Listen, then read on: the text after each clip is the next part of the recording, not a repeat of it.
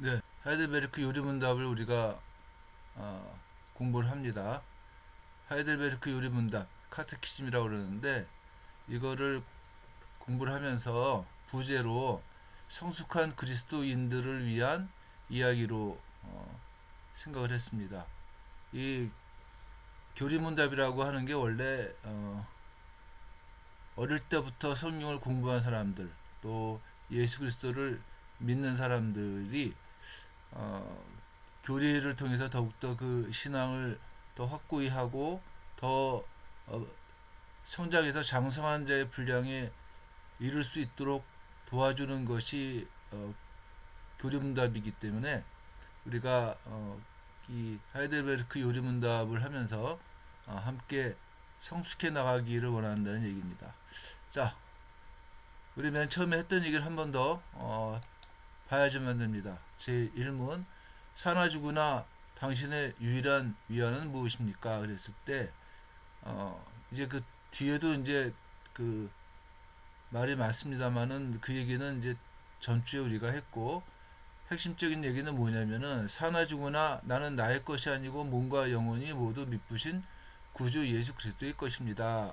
이 질문에 대한 답이 중요하다고 하는 거예요. 나는 내 것이 아니라는 겁니다. 내가 내 것으로서의 책임을 지고 내 것으로서의 어떤 판단에 그 책임을 만약에 져야지만 된다면은 위안이 없다는 거죠. 그러나 이 카테키즘에서 중요한 하이델베르크 요리문답에서 굉장히 중요한 출발선이 뭐냐면은 나는 내 것이 아니고 그리스도의 것이다라고 하는 이 바울이 고린도 전서에서 얘기했던 것 같이 너희는 너희 것이 아니라 하나님께서 예수 그리스도의 피로 산 것이다라고 하는 거예요. 그래서 나는 하나님의 것이기 때문에 내 삶이 기쁘고 감사하고 기쁠 수가 있다고 하는 거예요. 또 이 위안, 위로를 얻기 위해서 필요한 게 뭐냐? 나의 죄와 그 비참이 얼마나 심각한가를 알아야지만 된다는 겁니다. 이게 이제 그 오늘과 그 다음 주에 그 이야기의 그 핵심인 겁니다. 자, 그래서 비참함의 시작이라고 하는 건 뭐냐면은 죄가 이 땅에 들어오는 거예요. 죄가 사람들의 삶 가운데 들어와서 죄가 왕노릇할 수밖에 없는 상황으로 바뀌는 그 첫 번째 모습이 뭐냐면은 창세기 3장에 나오는 뱀이 여자를 유혹하는 장면입니다. 뱀이 여자에게 말을 합니다. 너희가 결코 죽지 아니하리라. 너희가 그것을 먹는 날에는 너희 눈이 밝아져 하나님과 같이 되어 선악을 알 줄 하나님이 아심이라 이렇게 얘기를 합니다. 그래서 여자가 그 선악과를 본즉 먹음직하고 보험직하고 지혜롭게 할 만큼 탐스러워서 먹었습니다. 먹음으로 말미암아 결과가 뭐냐면은 눈이 밝아져 자기들이 벗은 줄을 알고 무화과 나무 잎을 엮고 치마로 삼았더라 이렇게 얘기를 합니다. 다시 말하면 무슨 얘기냐면은 사람이 자신의 삶에 대해서 판단을 한 거예요. 벗은 줄 알았어. 그 판단이죠. 그리고 자신들의 삶을 이끌어 나가는 삶의 주체가 된 겁니다. 뭡니까? 무화과 나무 잎을 엮어 치마로 삼았더라 하는 거예요. 이렇게 어, 삶에 대한 판단과 자신의 삶을 이끌어 나가는 삶의 주체가 되었다는 것이 뭐냐? 비참함의 시작이라고 얘기를 하는 겁니다. 이거는 괜히 비참한 문제를 야기시키는 거예요. 그래서 사람들은 이제 그 비참함으로 말미암아서 창세기 6장 5절에 봐보면은 사람의 죄악이 세상에 가득한가 그의 마음에 생각하는 모든 계획이 항상 악할 뿐임을 알고 하나님께서 사람들을 홍수로 멸망시키겠다고 얘기를 하시는 겁니다. 그러니까 그 어, 내가 삶의 주체가 되고 내가 나의 삶을 판단하는 판단의 주체가 되었다는 주체가 됨으로 나타난 결과가 뭐냐면은 사람의 죄악이 세상에 가득한 거예요. 또 사람의 판단과 삶의 주체가 되었기 때문에 그 마음에 생각하는 모든 계획이 항상 악할 뿐이라는 겁니다. 그래서 모든 사람이 죄를 범하였음에 하나님의 영광에 이르지 못한다고 바울이 얘기를 하는 겁니다. 그 시대 때의 그 악한 모습들이 바울 시대 때도 있었고 현재에도 있다고 하는 겁니다. 그래서 아까 얘기했듯이 사람이 자신들의 삶에 대한 판단, 벗은 줄 알고 자신들의 삶을 이끌어 나가는 삶, 무화과 나무 잎을 엮어서 침으로 삼았던 그 주체가 되었다고 한 얘기는 육체의 욕심을 따라 육체와 마음에 원하는 일들을 하는 자기 중심적인 삶을 살게 되었다고 하는 거예요. 이 자기 중심적인 삶이 뭐냐? 결국은 뭐냐면은 죄의 모습이고 비참함의 이유가 되는 겁니다. 내가 내 뜻대로 무엇인가를 막 할 때 그게 처음엔 잘 되는 것 같이 보여요. 내가 무엇인가를 내 마음대로 막 이끌어가면 잘 될 것 같아요, 사람은. 근데 그 결과가 뭐냐? 그렇게 내 마음대로 하는 게 뭐냐면 바울이 얘기하는 것이 육체의 욕심을 따라서 육체와 마음에 원하는 일들을 하는 거예요. 그리고 그 결과는 뭐겠습니까? 상실한 마음에, 죄악된 마음에, 또 포기한 그 마음에 그냥 내버려 둠으로 심판을 받을 수밖에 없게끔 만들었다는 겁니다. 그게 인간의 비참함의 그 모습이라고 하는 거예요. 그러면은 질문이 하나 나옵니다. 이 질문이 나오죠, 여러분들. 그렇다면 하나님께서 인간이 지킬 수도 없는 율법을 규정하신 것은 부당한 처사가 아닙니까? 하는 거예요. 아까 얘기했듯이 여러분들 뭡니까? 이 선악과를 따먹음으로 말미암아서 인간이 삶의 주체가 됐다는 거 아닙니까? 그렇다면은 그 따먹지 말라고 얘기한 그거는 또 뭐냐? 지킬 수 없는 율법을 만들어 가지고 사람으로 하여금 계속 그 율법을 어기게 만드는 건 아니냐? 이 질문이 나오는 겁니다. 근데 그 질문의 답이 뭐냐? 아닙니다. 하나님께서는 인간을 만드실 때 율법을 지킬 수 있는 능력을 주셨습니다. 라고. 원래 사람은 이 율법을 따라서 살 수밖에 없게끔 되어 있어요. 무슨 얘기냐면은 사람이 산다는 거는 어떤 기준을 따라서 가야지만 되는데 그 기준이 아담이랑 하와에게 제일 처음에 주어진 기준이 선악과를 따먹거라 따먹지 말아라 이런 그 행위에 있는 것이 아니라 하나님의 말씀을 순종하느냐 순종하지 못하느냐에 있었다는 거예요. 그래서 뱀이 이 여자를 유혹한 얘기를 이렇게 얘기를 하는 겁니다. 인간이 악마의 유혹으로 말미암아 무분별하게 불순종함으로 자신은 물론 후손들까지 그 능력을 잃게 된 것입니다. 이렇게 얘기를 하는 거예요. 이게 아담이랑 하와의 범죄를 명확하게 밝히고 있는 내용입니다. 그러니까 죄로 인한 비참함은 죄의 결과예요, 결국은요. 그러니까 하나님의 말씀을 불순종함으로 말미암아서 사람이 스스로 삶의 주체가 되었다는 것이 비참함의 모습인 겁니다. 결과예요, 결과.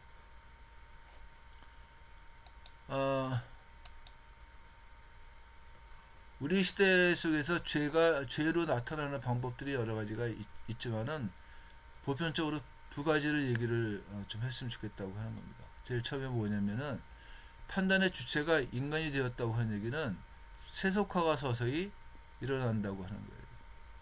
세속화라고 하는 말은 여러분들 그 인간의 성숙을 통해서 하나님과의 관계보다 사람과의 관계에 집중하도록 만드는 모습을 얘기하는데, 하나님이 아닌 인간에게 관심을 돌림으로 나타나는 현상이다 이렇게 얘기를 합니다.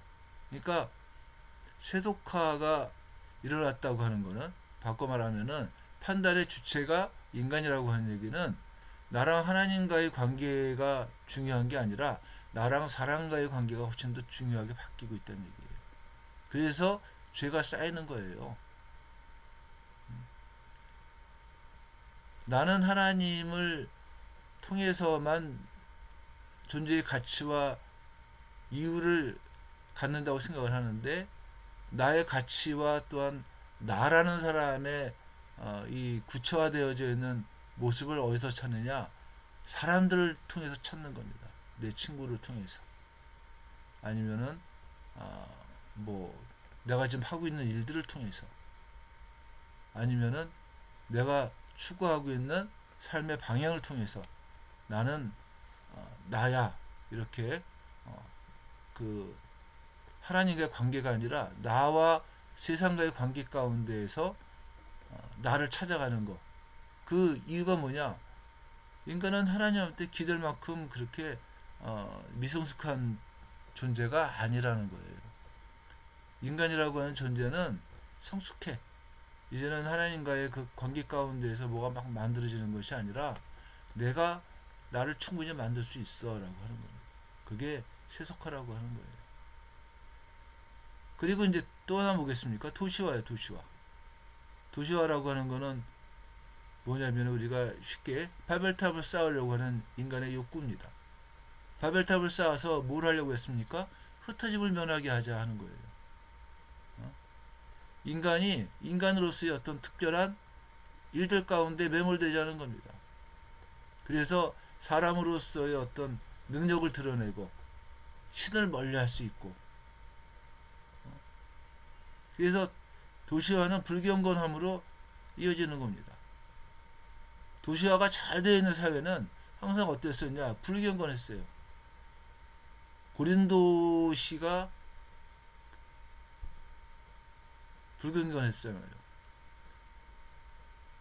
고린도인 같다는 얘기가 아주 불경건한 사람을 얘기하는 거예요.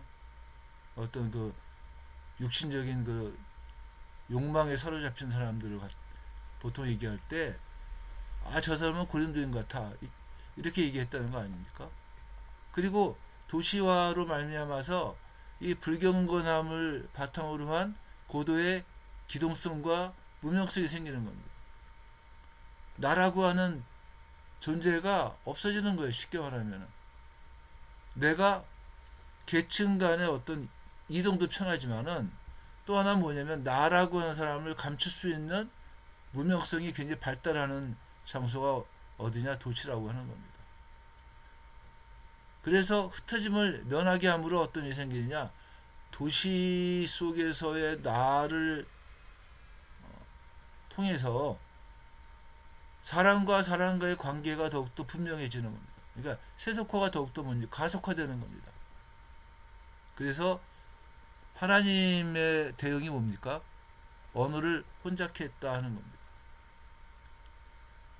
결과는 뭐 흩어지는 겁니다. 그러니까 죄가 세속화와 도시화를 통해서 끊임없이 뭘 합니까? 하나님의 존재를 거절하게 만들고, 또한 하나님과의 관계를 깨트리려고 수도 없이 많은 노력을 했지만은, 결과는 뭐냐? 하나님의 방법을 통해서 뭐가 되냐? 흩어짐으로 말미암아서 하나님의 백성들이 준비되어지고, 또한 하나님의 역사가 일어날 수 있다고 하는 걸 얘기를 하는 거 아니겠습니까? 그래서 비참함의 그 모습을 단적으로 표현하고 있는 게 뭐냐면은, 바울이 말세가 이르면은 이런 일이 생긴다고 얘기를 했었는데, 그 말세의 모습을 얘기하는 겁니다.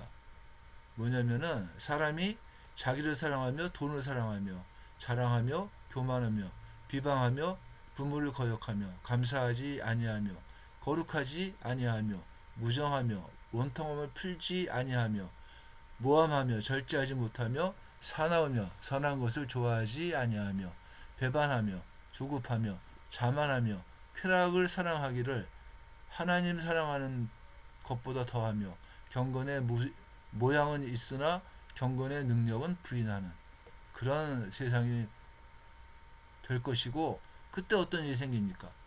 비참한 인간의 모습이 더 막 나타나는 거예요.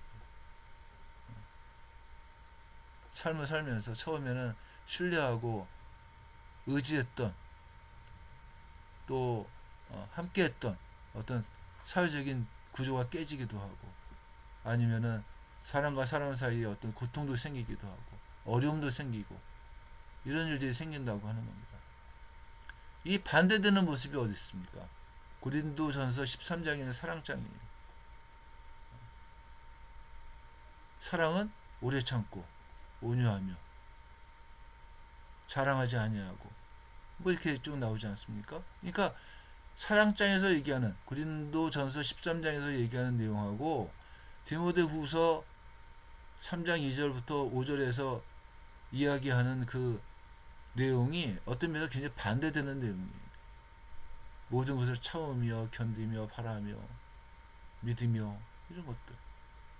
근데 여러분도 어떻습니까? 이 디모데 후서에서 얘기하고 있는 그 비참함의 모습은 어떻습니까? 모든 것을 바라며 없잖아요. 믿으며 없잖아요. 오래 참고 없잖아요. 자랑하지 아니하고 없잖아요. 이게 비참함의 그 특성을 잘 보여주고 있다고 하는 거 아닙니까? 우리가 이 비참함에서부터 벗어날 수 있는 원리는 도대체 뭘까? 어떻게 해야지만 벗어나는가? 맨 처음에 얘기했듯이 여러분들 뭐냐면은 그 내가 사나 죽으나 나는 하나님의 것입니다라고 하는 고백을 하는 겁니다. 나는 내 것이 아니라는 것을 인정하는 겁니다. 그때 유일한 위안이 나타난다는 거 아니겠습니까, 여러분들? 그게 사도행전에서 얘기하는 겁니다. 다른 이로서는 구원을 받을 수 없나니 천하 사람 중에 구원을 받을 만한 다른 이름을 우리에게 주신 일이 없습니다. 이렇게 얘기하는 겁니다. 오직 예수님 안에서만 뭐가 되느냐? 우리는 하나님의 형상으로서의 회복이 일어나는 겁니다. 하이델베르크 요리문답 제6번에서 그렇게 얘기를 합니다. 하나님께서 인간을 자기의 형상대로 선하게, 즉 의롭게 거룩하게 창조하셨습니다. 그리하여 창조주 하나님을 바르게 알고 온 마음을 다하여 사랑하며 그의 영광과 존귀를 위하여 그와 함께 영원히 행복하게 살도록 하신 하나님의 뜻이 회복되는 원리가 뭐냐? 예수님 안에 있을 때라는 거예요. 바꿔서 말하면은 여기서 얘기했던 것 같이 사나 죽으나 유일한 위안이 사나 죽으나 나는 나의 것이 아니라 몸과 영혼이 모두 미쁘신 구주 예수 그리스도의 것입니다라는 고백이 있을 때 우리는 이 여기서 얘기하는 하나님과 함께 영원히 행복하게 살도록 하신 하나님의 뜻이 회복될 수 있다고 하는 겁니다. 그게 우리가 이 하이델베르크 요리문답을 통해서 어떻게 하는 것이 예수 그리스도 안에 있는 방법이냐, 무엇을 해야지만 우리가 나는 나의 것이 아니고 몸과 영혼이 모두 미쁘신 구주 예수 그리스도의 것입니다라고 하는 고백을 할 수 있느냐, 그 문제를 하이델베르크 요리문답에서 함께 공부해 나가는 겁니다. 혹시 이 강의를 듣고서 혹시 질문이 있으시면은 저한테 메일을 넣어주시면 참 감사하겠습니다. 아니면 카톡으로 해주시든가. 예. 자, 오늘 얘기는 여기까지만 하겠습니다. 기도하겠습니다. 은혜로우신 하나님 함께 해주시고 또 하나님께서 우리들을 붙드시고 인도해 주시기를 간절히 원합니다. 우리가 사나 죽으나 우리는 예수 그리스도의 것임을 고백함으로 하나님께서 우리들을 향해서 계획하셨던 모든 계획들이 이루어지기를 간절히 원합니다. 오직 하나님께만 영광이 되기를 원하고 모든 말씀을 예수님의 이름으로 기도했습니다. 아멘.